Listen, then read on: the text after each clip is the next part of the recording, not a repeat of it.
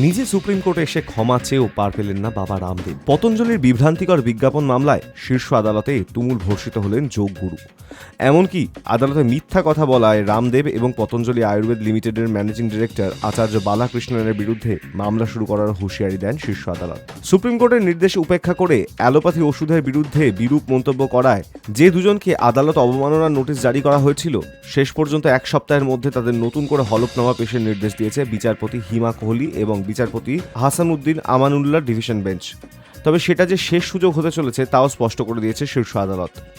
আগামী 10ই মার্চ যখন মামলার ফের শুনানি হবে, তখন তাদের দুজনকেই আদালতে হাজির থাকার নির্দেশ দেওয়া হয়েছে।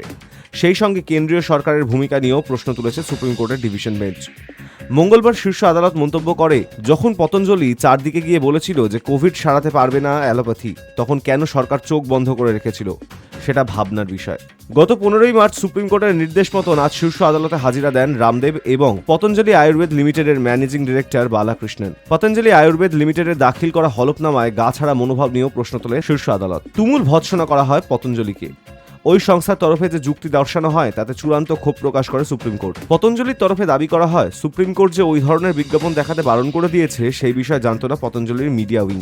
সেই প্রেক্ষিতে বিচারপতি কোহলি স্পষ্ট ভাষায় জানিয়ে দেন, এটা যদি সমর্থনযোগ্য না হয় তাহলে কখনোই পতঞ্জলি আয়ুর্বেদ লিমিটেডের ম্যানেজিং ডিরেক্টরের ক্ষমা প্রার্থনা কাজে দেবে না।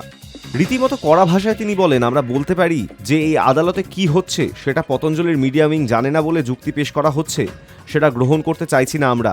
সেই রেশ ধরে পতঞ্জলির ভূমিকা নিয়ে অসন্তোষ প্রকাশ করেন বিচারপতি আমানুল্লাহ।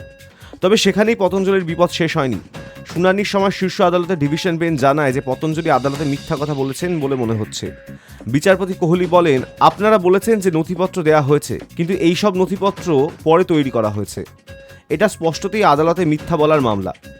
সেই সঙ্গে বিভ্রান্তিকর বিজ্ঞাপন সম্প্রচার করা নিয়ে শীর্ষ আদালতের সতর্কবার্তা 24 ঘন্টার মধ্যেই রামদেব যেভাবে সাংবাদিক বৈঠক করেছিলেন তা নিয়েও পতঞ্জলিকে তুলোধনা করেছে বিচারপতি কোহলি এবং বিচারপতি আমানুল্লাহর বেঞ্চ। High news network.